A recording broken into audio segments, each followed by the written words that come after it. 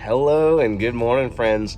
Today I want to talk to you about a rather serious subject, and that is going to be testing your water for volatile organic compounds, such as VOCs. Let's talk about what they are, how to test for them, and why they're dangerous. Let's get into it. All right, so let's talk about what are VOCs. So we got volatile organic compounds, and per the EPA, these are going to be basically anything that's made with human chemicals. Now, you might be asking, what are those? So it's going to be things like your fuels, chlorine, any of your petrol products, or basically, that smell you get whenever you have like spray paint, that kind of stuff, right? So VOCs are not really water soluble. You'll mostly find them in areas near like high industrial spots, trains, fuel stations, manufacturing of large scale, right? So if you have a well near any of those, you need to make sure you test for VOCs. So you may be wondering, what products actually give off VOCs? And based off the EPA's article, which I'm going to link below, it's going to be paints, lacquers, paint strippers, cleaning supplies, pesticides, building materials, furnishings, office equipment such as copiers, printers, and correction fluids, as well as carbonless copy paper. Now, VOCs are not going to be anything like organic compounds. So that's going to be a different set of issues, different set of testing and parameters. So we'll cover that in a different video. But today we're going to focus primarily on VOCs. So now we've kind of talked a little bit about what they are, where they come from. Let's go ahead and talk a little bit more about like their exposures and like what the risks are. So with these VOCs, based off of the Oregon Government Health Department website, I'm going to link that below as well, it's going to basically increase your likelihood of getting cancer. And if it's high enough levels of VOCs, then you might have some issues with your kidneys and liver. And you kind of need those to live.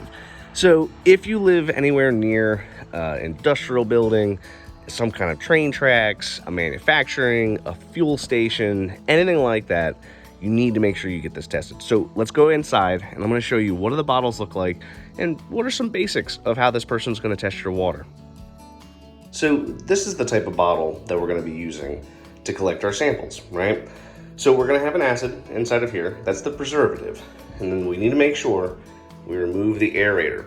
It's very important while you're filling this bottle that you don't have any air bubbles in there whatsoever.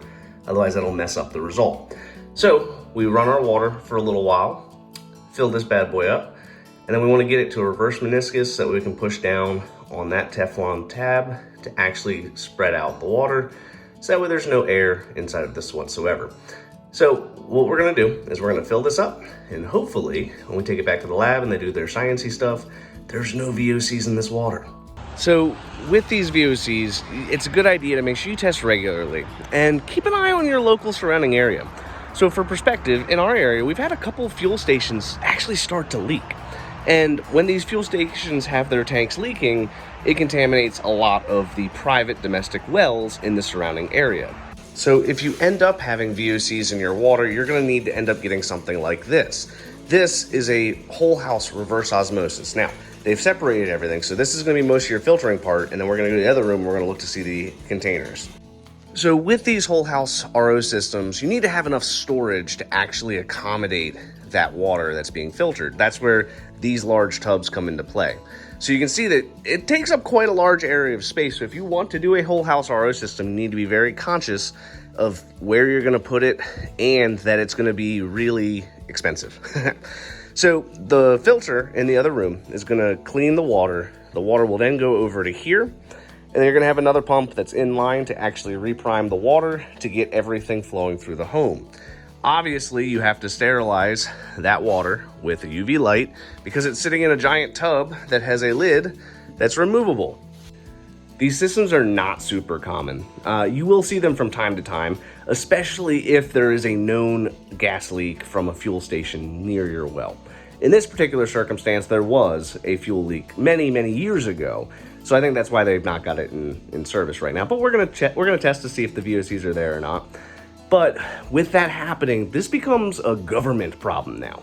And so the government will be on top of that gas station and all the surrounding monitoring wells and keep testing regularly to see, have the VOCs gone away? Are they still there? What's going on?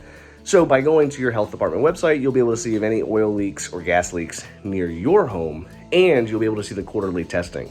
All that's public information, super, super important to make sure you look at. So I know we covered a lot of ground.